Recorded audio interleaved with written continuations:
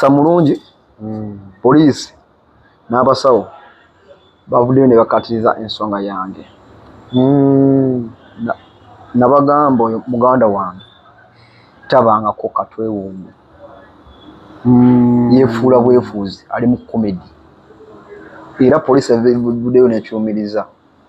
omuntu omulwadde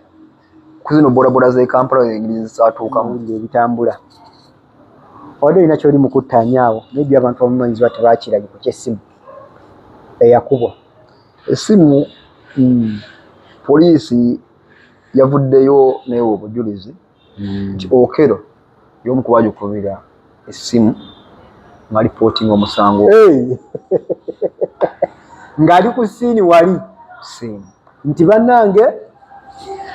butereevu gwe ali ku Focus TV. Thank you so much. Bali nnyo okubeera ng'olaba, bali nnyo okubeera ng'otugoberera. Nawe osinzidde okulaba ng'otugoberera, kikola ky'amaanyi nnyo. Ali mu Uganda, East Africa, Africa wamu ne diaspora, kyokola kikisingira ddala okulaba nga otuwa obudde bwo n'olaba bye tukola era n'obigoberera. Olunaku lwaleero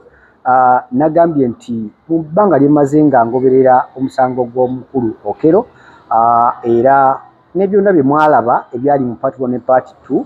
nga njogerakoko wamu n'abo abali mu famire ye oba mulinako akakwate. Olunaku lwaleero tuli mu day 7 era nga tuli mu kwekenneenya ensonga z'Okello ono. Tujjukire nti obujulizi obusembyewo bw'ennaku 3 okusingira ddala bubadde bukwatagana na poliisi. Twalaba luli omukulu we baleeta footage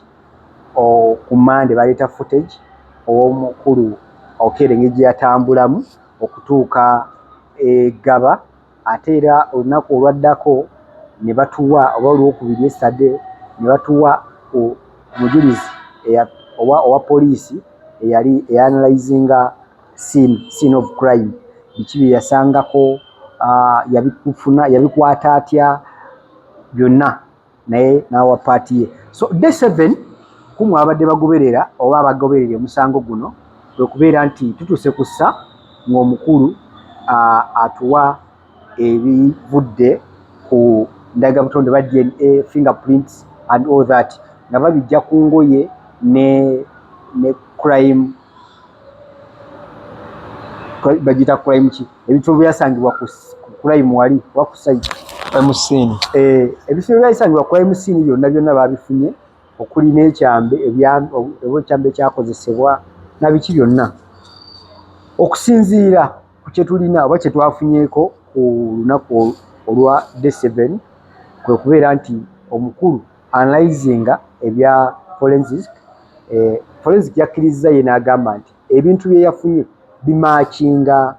n'ebya fingerprints,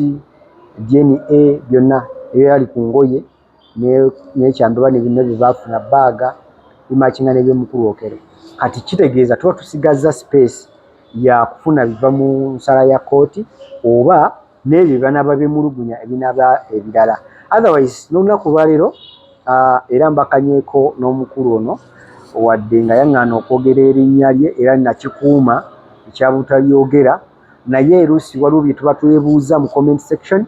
wamu n'ebyo bye tuba twebuuza bye tulabye ku musango guno nga gugenda mu maaso. Nsaba atubuuzeeko then tumubuuze ebibuuzo bye mbadde mubuuza mu paati eri yaggwa ne bino ebigenda mu maaso. Sebo obulamu bugamba ki? Obulamu si bubi. Nsaba ombuulize ku balabi ba Focus TV newankubadde tebakulaba, so that tubawa that respect nga bulijjo. Balamusizza ku bannayuganda bannange mwabeekuumira Focus TV.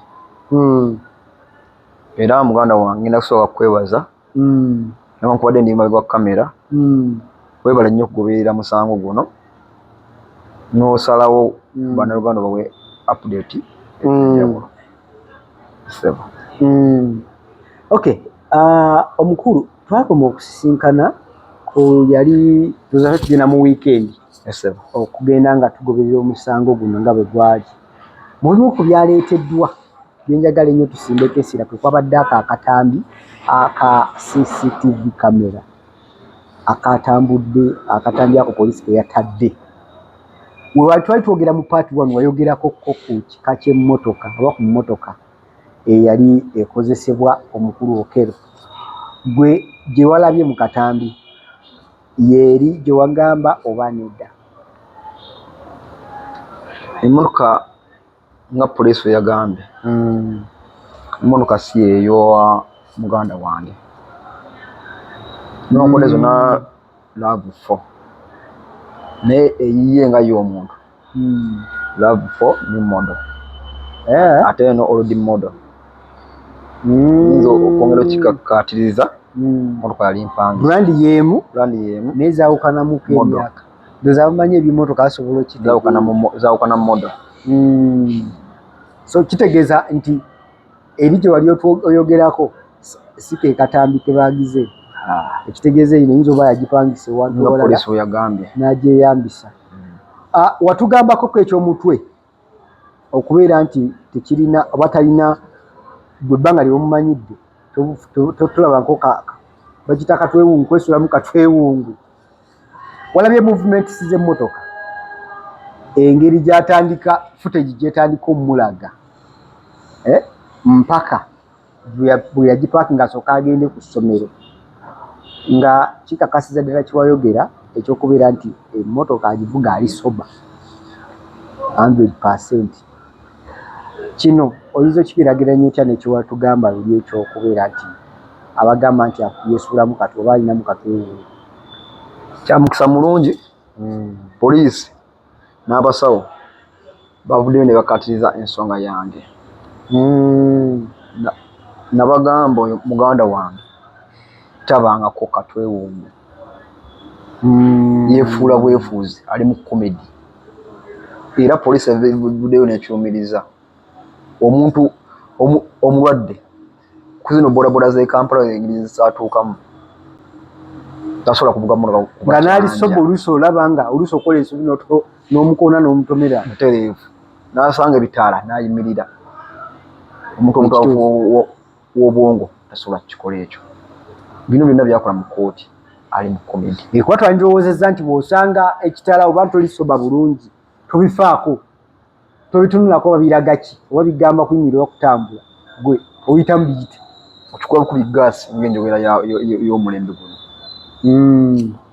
Naye the fact is yatwala obudde bwe n'atuuka n'okutuuka ng'asiba bulungi ekiraga nti wagenda oba ebitala birabye nti kati bimugamba ku stoppinga ebimala omuta ne bimala n'akola ki n'agenda. So kyongera okukatiza kyewayogerako nti omukulu ono ne bino byetulaba ng'akuba mu ngalo aseka awo ekomedi ali mukumalira kooti budde ali kutwaliriza budde bw'abantu ng'omusango gugenda mu maaso nga wasaba ne kasooda. Ennaku zino zisanze otya Busofa oba tofunangako gundi yenna Busofa amasimu agamanyikiddwa agajjako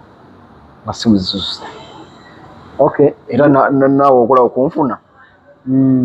onawo platform gyokuzizaako okunfuna ziri namba wazikolawo oti nazigirako ddala ng'essimu zisusse obungi. Bubaka ki bwe bagamba oba bebakuwa birimu okundisatiisa nga famire olw'okubeera nti obaako by'oyogera naye kyendowoozaamu tonayogera ku kintu kyekusike tonayogera mannya ga famire tonayogera biki byonna kirowooza nti kyandibadde kikuteekako nnyo embeera eyo naye ndowooza beezira bagamba omusajja tayasa ebirumira essebo naye nga nze nasabawo nga Munnayuganda nve njukira amazima n'okulesula mugawa mu kooti. Mu comment section waliwo part 2 wagenda n'oyogera omwana najja n'agamba ku ky'obutuuze ekintu ky'obutuuze twaddamu ne tukikatiiza olira ne tukinnyonnyola abantu nti tebabubujjangako bwe yali yabuuza oli yadde abuuza nti basooka mujjako bweri mu America okulyoka okujja okusaba wano ekikyayimiridde kitanyala tukitaanye tukitereeze leero. Omusajja mutuuze wa America just bafunamu butakkaanya na taata we taata we kusalawo omukomyawo mu ggwanga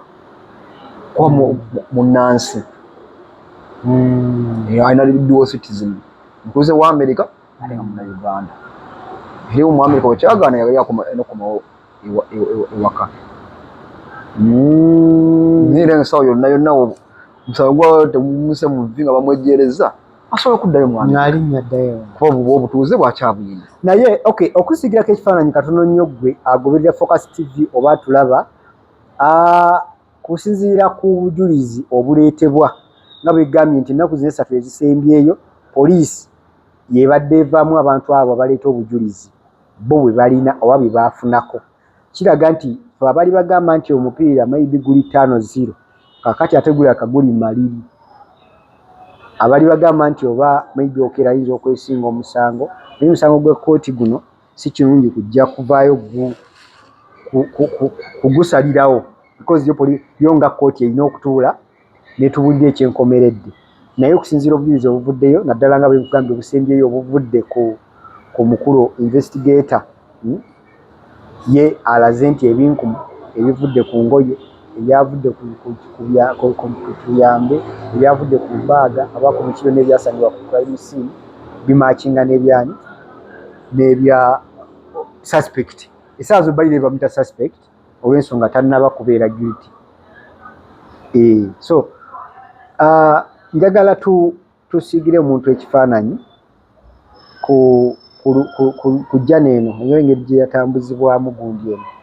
lwaki eva etandikira ku Jinja Road sides eyo bulinayo gundi obutuuze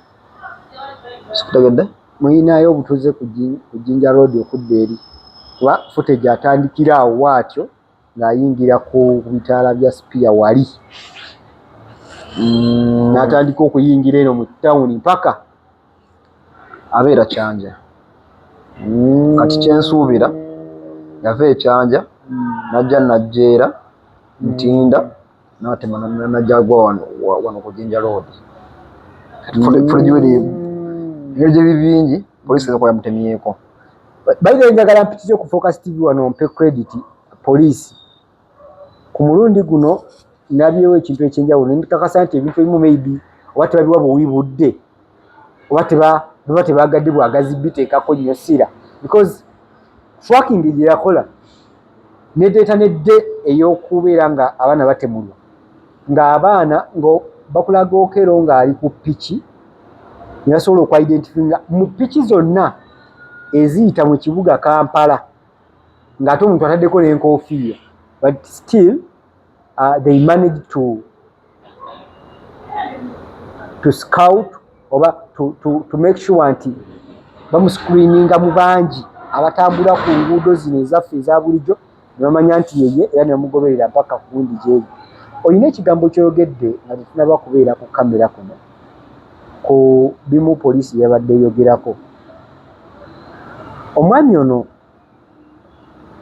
mu ebyo ebibadde byogerwa ku crime scene ebyaliwo essimu eyakubibwa nga bibadde mu mawulire ebitambula wadde olina kyoli mukuttanyaawo maybe abantu bamumanyiziba tebakirabye ku kyessimu eyakubwa essimu poliisi yavuddeyo neewa obujulizi nti Okero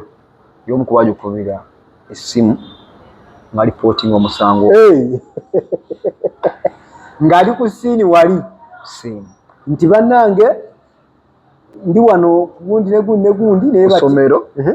waliwo omutemu kisitategeera yali akuba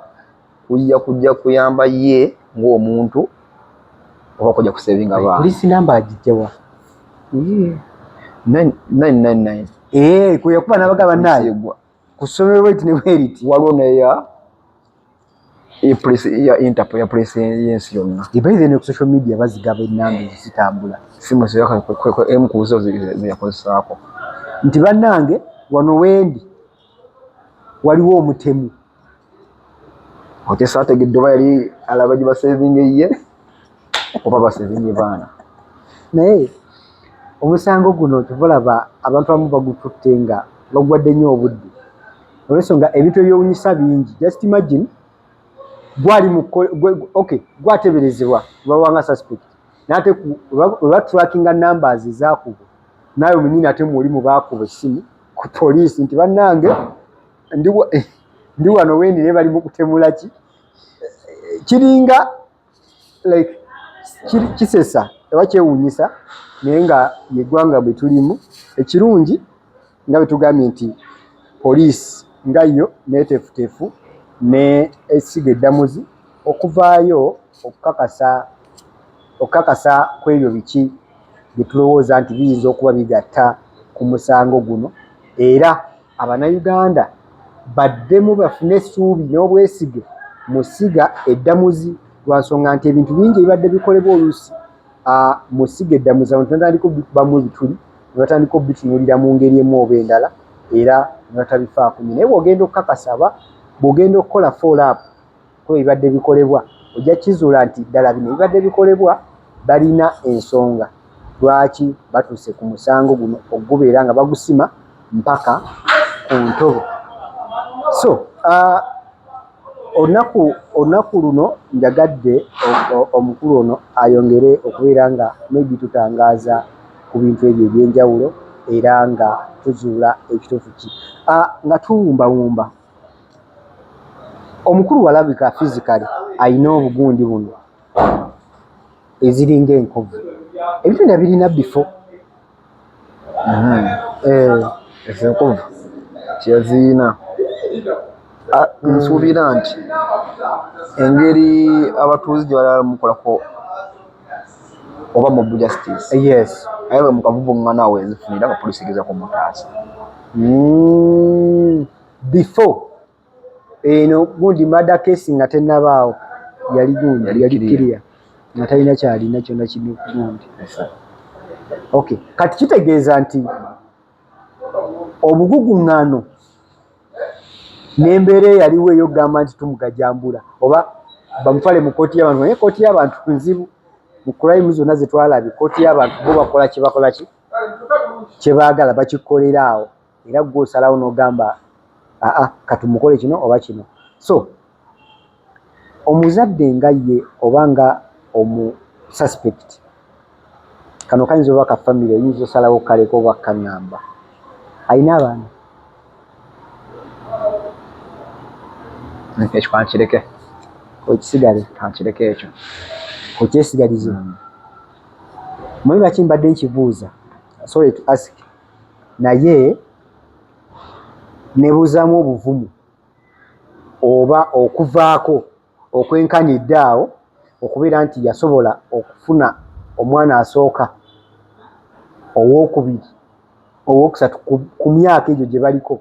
n'abatugumbula kivolaba mbadde nkabuuza era kinkoze bubi nti tompadde nga bwe nkaagala kabe naye itizoke eddembe lyolisigaza ng'omuntu. Ekyokubiri bazadde be bonna gye bali abazadde gye bali akuba tebali mu ggwanga. Okay, so bwe tuba kimbadde nga bwekito bwe kiri tusaba bw'oba alinayo ku baana omukulu nga ddala poliisi ne kooti bavuddeyo ne batuwa ebikakafu nti ddala mukulu ye yakola kino tusaba Mukama amuteekemuko okujjukira bano okutegeera nti ne bano baalina ki nabo bazadde ate naye muzadde bwabanga gye bali abaana ate era n'ekikolwa kikolebwa nti omuntu ng'omu sekinnoomu omwana we singa alikula n'asanga files bweziti taata yali kino oba taata yakola kino kiyinza okubeera nti kibayise bulungi abaana mu biseera ebijja mu maaso naye kikoze obulungi nti sinnabalabako mu mawulire era sinnalabayo kintu kino kimukwatagana ku ekyo kyabazadde ba ne mukyala we. Okay, waliyo akatalekeka ketutayogeddeeko leero ku byembadde njagala okugira ebibuzo byonna byebaza mu comment section eziko bimbuuzizza. Okay, okuleka nga gwe agoberera Focus TV oyina kyoyagala okwongera okuttaanyizibwa oba okwongera okukakasa otherwise ebisinga byonna nakugamba nti omusango guno twasalawo tugugoberere naye bwe ndabako kerimu kamunguza bye sitegera bulungi ne nnoonya ku mwami ono n'abeera nga abaako byattaanya